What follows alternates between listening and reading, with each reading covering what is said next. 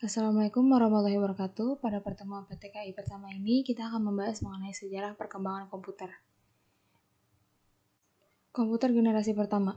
Komputer generasi pertama muncul pada tahun 1940 sampai 1950. Hampir semuanya diprogram dalam bahasa mesin. Bahasa mesin ini terdiri dari atas string 0 dan 1 yang beraksi sebagai instruksi pada komputer. Awal mulanya, komputer pada generasi pertama ini adalah saat terjadi Perang Dunia Kedua, negara-negara yang ikut terlibat dalam Perang Dunia itu berusaha mengembangkan komputer untuk memaksimalkan kemampuan dalam mengatur strategi yang digunakan untuk berperang. Di sini ada contohnya, ada ENIAC dan UNIVAC. Selanjutnya ada karakteristik komputer generasi pertama. Ini kalian bisa baca aja atau di stop dulu untuk baca karena masih ada materi yang lain, jadi takut kelamaan videonya, jadi saya skip. Untuk karakteristik komputer kalian bisa baca aja, di stopin videonya. Selanjutnya ini ada komputer generasi kedua. Perkembangan komputer generasi kedua ini dimulai pada 1950-an sampai 1960-an. Ditandai dengan penemuan transistor pada tahun 1947 oleh John Barden. Dengan penemuan transistor membuat komputer lebih kecil ukurannya, lebih cepat, dan memerlukan tenaga yang lebih rendah dibandingkan dengan komputer generasi pertama. Di sini ada contohnya. Yang pertama itu ada IBM 7030 Stretch, dan yang di sebelah sini ada Large. Di sini juga ada karakteristik komputer generasi kedua, kalian bisa baca sendiri. Saya langsung ke komputer generasi ketiga. Perkembangan komputer pada generasi ketiga merupakan paling pesat dari perkembangan komputer yang ada. Komputer generasi ketiga muncul sejak era 1960-an sampai 1970-an. Pada masa itu, transistor sudah tidak efisien lagi karena transistor terlalu panas dan berpotensi merusak komputer sehingga ditemukan IC atau Integrated Circuit pada tahun 1958 oleh Jack Kilby. Sini ada contohnya, ada IBM System 360 dan PDP 8. Sini ada karakteristiknya juga, komputer generasi ketiga, kalian bisa baca atau di stop aja supaya sambil baca. Langsung ke komputer generasi keempat. Komputer generasi keempat 1970 sampai sekarang merupakan kelanjutan dari generasi ketiga. Bedanya bahwa IC pada generasi keempat lebih kompleks dan terintegrasi. Sejak tahun 1970, ada dua perkembangan komputer generasi keempat, yaitu Large Scale Integration atau LSI dan Very Large Scale Integration atau VLSI. LSI merupakan pemadatan beribu-ribu transistor yang dijadikan satu dalam sebuah keping IC yang disebut chip. Sedangkan VLSI merupakan perkembangan LSI yang dapat menampung puluhan ribu hingga ratusan ribu transistor. Di sini ada contohnya, ada IBM 370, ada Apple I dan Apple II. Di sini juga ada karakteristik komputer generasi keempat. Selanjutnya ada komputer generasi kelima. Perkembangan komputer generasi kelima itu dimulai dari sekarang sampai ke masa depan.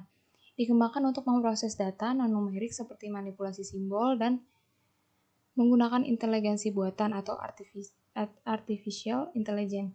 Selain itu, dikembangkan juga Ultra Large Scale Integration atau ULSI yang mampu menampung hingga jutaan transistor dalam sebuah chip. Tujuan utama komputer generasi kelima adalah untuk mengembangkan kemampuan komputer sampai bisa merespon bahasa alamiah, belajar, dan hidup sendiri. Sehingga pada akhirnya komputer juga dapat membuat komputer secara otomatis. Di sini ada karakteristiknya juga, kalian bisa baca. Mungkin segitu. Selanjutnya saya akan membahas mengenai activity yang akan kalian kerjakan pada hari ini. Untuk activity ini maksimal dikumpulkan pada jam 7:30 malam, itu batas akhirnya. Kalau misalkan kalian lewat dari 7:30 malam, kalian harus hubungi hotline untuk minta izin mengumpulkan activity ini.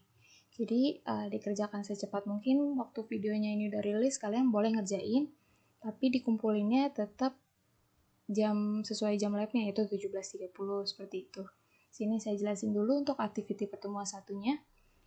Yang pertama itu, sebutkan masing-masing 5 manfaat komputer di bidang pendidikan dan kesehatan.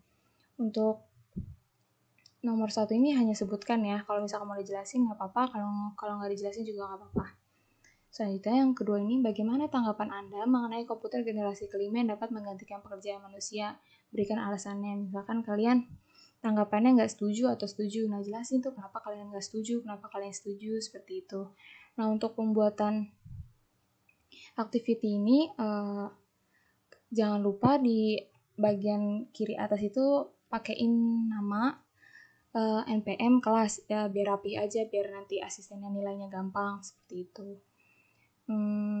untuk activity mungkin itu aja, cuma sekedar sebutkan sama berikan tanggapan aja. Dan untuk laporan akhirnya, di sini ada tugas yaitu buatlah rangkuman mengenai sejarah komputer dari generasi pertama hingga saat ini, termasuk kekurangan, kelebihan, dan sertakan gambar.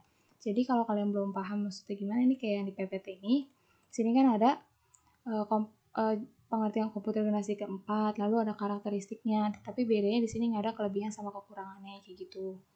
Jadi kalian bisa tambahin kekurangan dan kelebihannya, tapi jangan sampai sama kayak teman yang lain. Mungkin gambarnya dibedain atau kata-katanya dirubah sedikit, karena kalau kalian sama, nanti nilainya bisa jadi 1, jadi kecil.